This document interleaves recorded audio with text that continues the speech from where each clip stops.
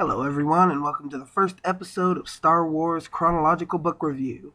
Today I'll be reviewing the first novel listed in the Star Wars timeline, Dawn of the Jedi, Into the Void. Let me start by apologizing for my voice. I was fighting a cold that has become a full-blown case of laryngitis, but I'm not putting this one off any longer. I have a lozenge, and I'm willing to suffer for my art. The art of critiquing other people's art. And even if my voice cuts out completely and I start talking like this by the end of the video, well then, that's the price I'm willing to pay for my passion. Dare I say, my geekiness, my nerdiness. Anyway, this novel takes place in the Tython system, named after the homeworld of the Jedi Order in 25,793 BBY. That's before the Battle of Yavin, or before Star Wars Episode 4, A New Hope. This is a time when the Jedi Order is balanced between the light and dark sides of the Force, walking a razor's edge between the Jedi that we all know and love and the evil Sith. This is also a time when the word Jedi is spelled with an extra apostrophe and a seemingly unnecessary extra AI thrown in to change the pronunciation slightly to Jedi or something like that. There are plenty of blaster weapons, but this is before the invention of the lightsaber, so the Jedi use metal swords. There's also plenty of space flight, but this is also before the discovery of hyperdrive, apparently, so it could take days for a ship to travel just between two planets in the Tython system.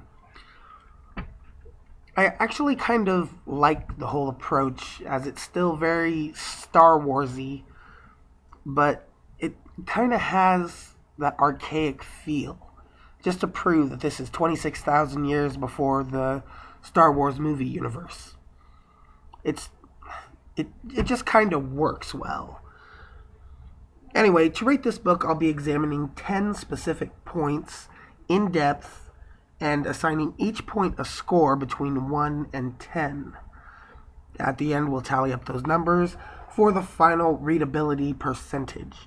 10 categories, 10 points gives a maximum score of 100%. As a rule of thumb, anything scoring near 100% is a book that you should go out right now and buy from your local bookstore. Anything under 50% is probably something you should skip, or maybe just go online to Wikipedia, or Wookiepedia, as the Star Wars wiki is called, and read the plot synopsis. You'll waste less time, and you could be spending that time reading a good Star Wars novel, right? Now, I wasn't holding up too much hope while I was reading the first half of this book, but it kind of grabbed me and sucked me in near the end. So, let's start scoring and see where we get. First category is narrative. Dawn of the Jedi Into the Void has a really weird and kind of off-putting narrative style. It's kind of split perspectives between past and present tenses. Now, personally, I hate present tense writing. I find it distracting and goofy and gimmicky, like the author is trying too hard to be original or something. So, Dawn of the Jedi Into the Void starts off with a loss of points just for that. But it gets even worse because the entire book doesn't take place in that tense. There's a constant shift between present and past tenses throughout nearly the entire book, and it's the flashbacks that occur in the present tense, which just seems backwards to me. This happened in the past, so we'll separate it by using the present tense, and we'll use the past tense for what's happening now, and that's a great idea. There's a sentiment in this madness that I can almost respect.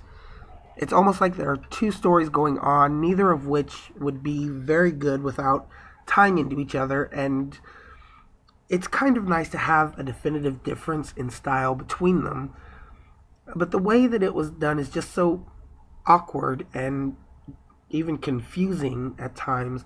In fact, even the protagonist of the story gets confused at one point in the novel.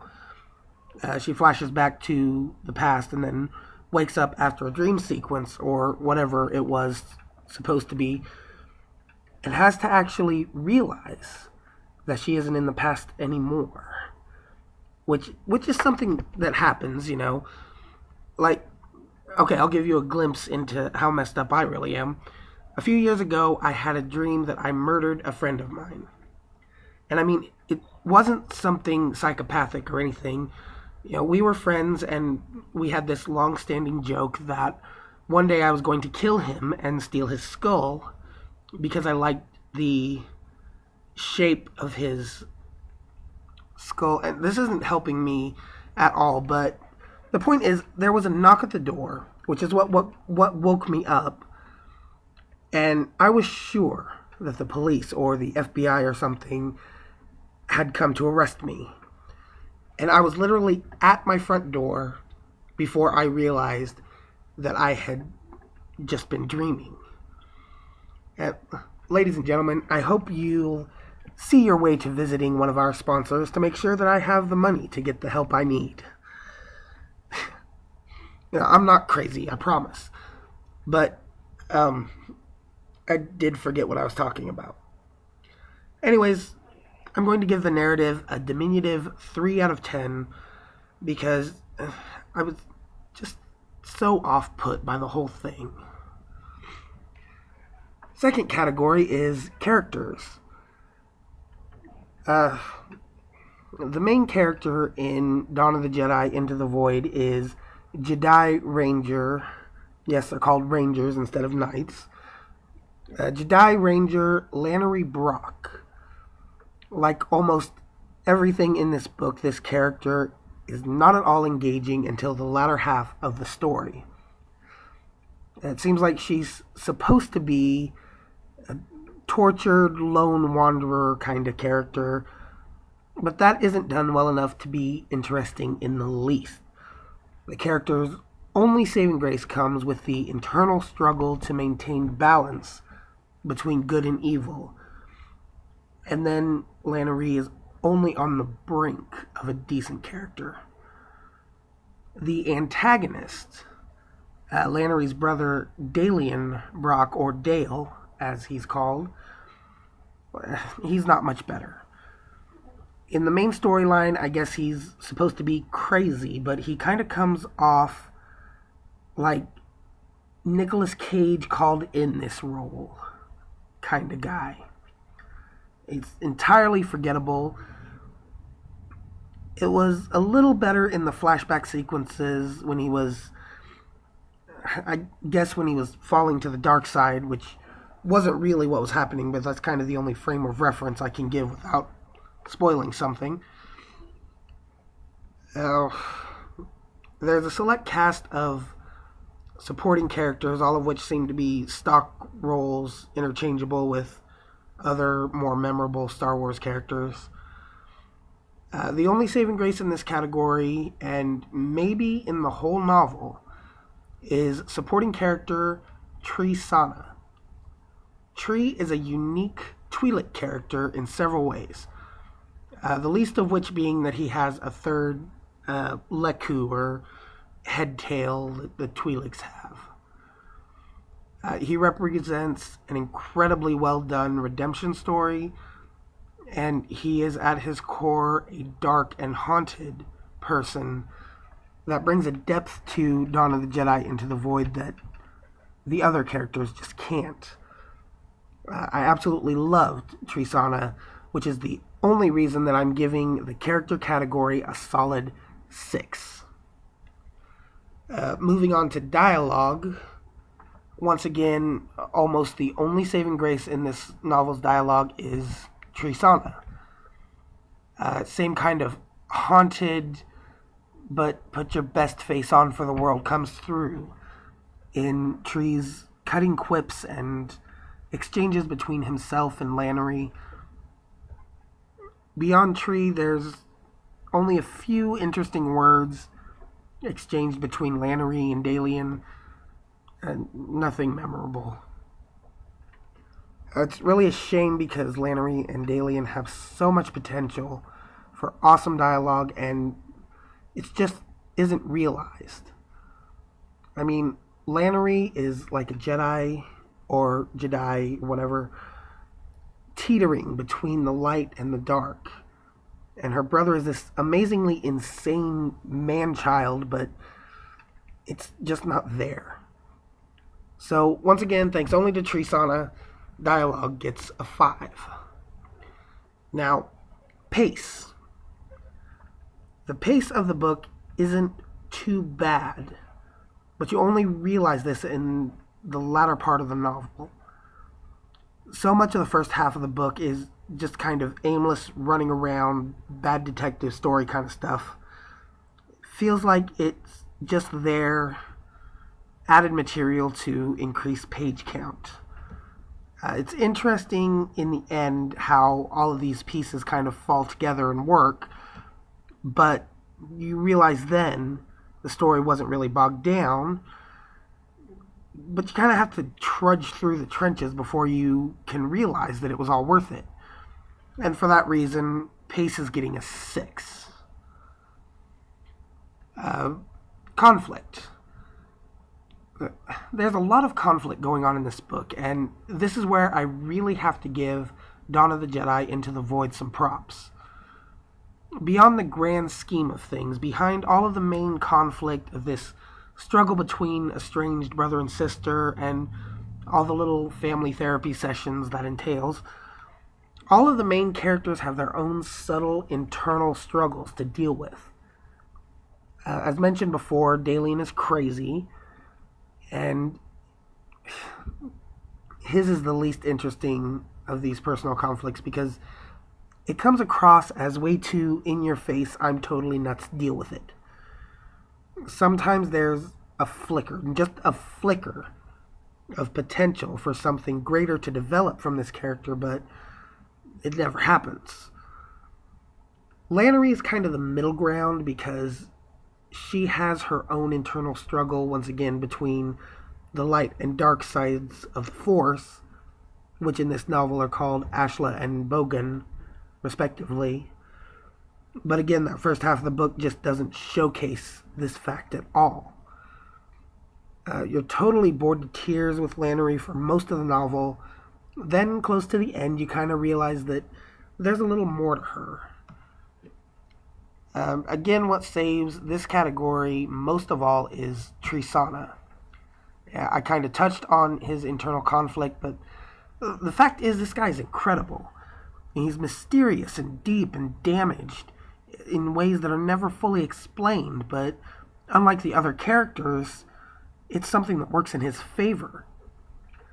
If you can't tell, I like this character. I guarantee this novel would have scored much higher on my convoluted scale of scoring here if he had been the protagonist instead of Lannery. But all of these conflicts are punctuated by some sequences of fairly intense action, and even though so much of it is lacking in the first half of the book, it turns out to be pretty satisfying. So I have to give conflict a good 8. Now, voice, which for those of you non-literature literate people out there who kind of the overall style and prose of the novel, well, we've established that Lannery Brock is a pretty dull and flat character, and that comes across in the fact that it's her perspective the book's following. Now, there's a balance that all authors strive in their written voice. You gotta have enough flair to keep it interesting and powerful, but you have to do it gracefully enough that it's not distracting. And I can tell you now that the voice in Dawn of the Jedi Into the Void is not the least bit distracting. It's very to the point, descriptive when it needs to be, and otherwise simple and sometimes engaging, but it lacks that essential element that really grabs your attention and makes you say, that's wordsmithing right there. Again, there's a faint glimmer of potential here and there throughout the... if I were reviewing this book based solely on its potential, Tim Levin would be calling me on the phone. Tim Levin, that's the author. He'd be calling me on the phone to thank me for all the kind words, but sorry, Tim, this is the real world, and voice gets a 5. My voice is starting to go. I better hurry my way through this. As for setting, Star Wars is full of really awe-inspiring, unique, beautiful, diverse settings. From the movies, the games, the comics, and, of course, the books. And it's a shared universe, so throughout the course of this series, I'm going to try to put less emphasis on the creation of a new setting and focus on how well settings are used, whether they're new or previously existing. How vividly they're described, how much they coax a real image from the imagination. Dawn of the Jedi Into the Void uses several different planets and locations that were established in the Dawn of the Jedi comic series, to which this novel vaguely ties into. Excuse me. Sometimes these settings are used very well, and other times... the planet Calamar was not used well. I'm sure that some great things were there to be seen, but this was a setting in the first half of the book, which I think I've pretty firmly established was pretty much just called in by Tim Levin. Another planet called Sunspot, which was actually near the end of the book, was kind of the same way, and then all of a sudden the whole setting was renovated or redeemed by this incredible action sequence, the best action sequence in the book, in my opinion. Lannery's ship, the Peacemaker, it was pretty well described. It was obvious that it was cramped. It was her fortress of solitude, kind of. And for all the time spent on this ship, I really wish that somehow it had been able to make me care a little more about it than I ultimately did. The planet Nox was well done. I felt genuinely unhappy about being in this kind of scummy, toxic environment with the characters, so there's a point in setting's favor. I was kind of disappointed about the planet Tython. There was so much going on there throughout the book, interesting stuff that I really enjoyed reading about and learning about, but it wasn't vivid enough to be really satisfying. Except for the ancient city on Tython.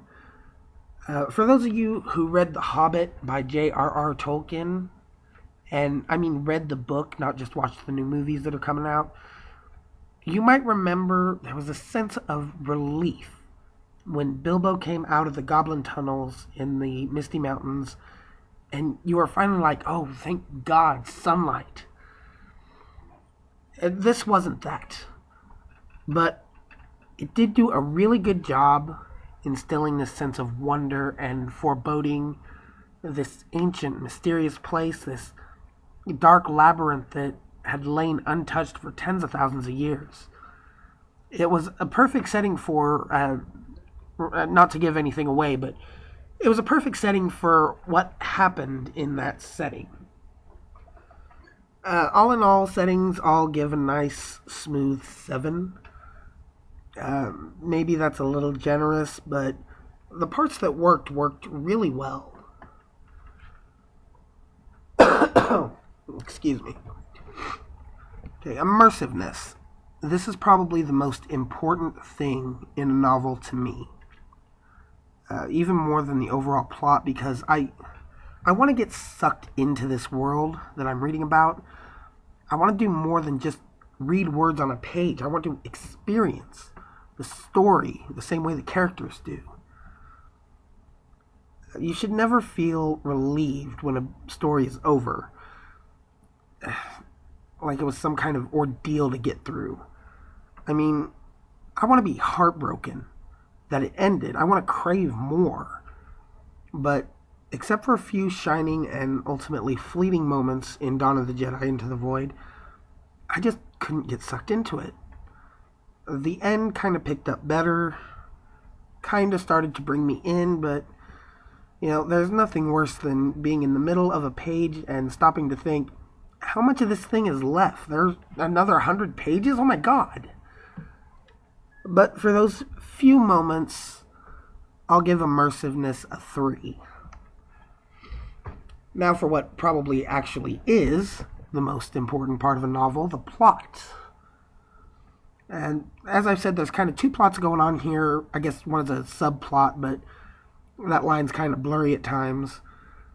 The subplot was better than the main plot. Whereas in the main plot, you have this boring Jedi ranger chasing her deranged brother in this kind of conflagrated sleuthing story. The subplot shows you how it's kind of like the origin story of a supervillain. The supervillain being Dalian Brock, who's not super in any way. Honestly, I would have given the book a much better review if the subplot flashbacks were a short novella. Or a novelette, I guess is what you call a short novella. But even then, it seemed like most of the interesting stuff was happening around what was being written about. Once again, it seemed like there was so much potential and opportunity that was missed to turn out a good book here. Plot 3, and that's all I can give it in good conscience. I'm giving a lot of 3s to this book. Now, in order to make my math work and make sense to add up to a total readability percentage of 100%, I needed 10 categories in which to put a potential 10 points each. And I got stuck at 9 for a while, so pulling this final category completely out of thin air, rereadability. There are some books out there that you want to read them again. And then there are some books that you want to donate to the local book drive thinking, someone might like it. And that has nothing to do with the collectability factor. I mean, Star Wars, anything Star Wars is collectible, and if you're collecting Star Wars novels, you have to have a full set. Even if you have to include the really, really bad ones. But if you're collecting them, there's probably some of them that have been a little better worn than others because you might have read them twice or 20 times or so. And I'll say this for Dawn of the Jedi Into the Void. If there was a total literary apocalypse and the only novels left in the world were Dawn of the Jedi Into the Void and any one of the Twilight series, I'd probably read Dawn of the Jedi Into the Void again. And don't get too excited, I'm still giving it a 1, but that's a 1 so infinitely close to 0 that it might as well be a 0. So to tally up all the categories, the total readability score for Dawn of the Jedi Into the Void is, drum roll please, note to self, download drum roll sound effects, 47. Just on the wrong side of readable. I want to say that a little under halfway through the book, I went ahead and did a little bit of a preliminary score on this book, and it only got a 39, so there was a pretty substantial point increase over the last half of the book, the good half of the book. But still, it's just not quite enough to clear my own personal critique, which is, of course, the only one that matters. So, skip this one, look up the plot if you need to, save yourself the time and the money, and if you have to order the book to complete your collection, you can keep it in the plastic even. Just don't unwrap it. I'm kind of disappointed. I really wanted to be able to like this one, but it just failed too much. If you've read the book and you agree or disagree, leave a comment. In fact, leave an argument if you want to. No changing of the score. That's done. That's passed. That's over. But I might just mention it on an upcoming episode of Star Wars Chronological Book Review, if it's enough to grab my attention. So join us next week when I'll be reviewing the next Star Wars book in the Star Wars timeline, The Old Republic Revan. I'm a huge fan of the Knights of the Old Republic video games, and I'm really looking forward to this one. Don't forget to subscribe so you don't miss it. Leave a like, leave a comment, and show us some love. Till then, read something that's worth it.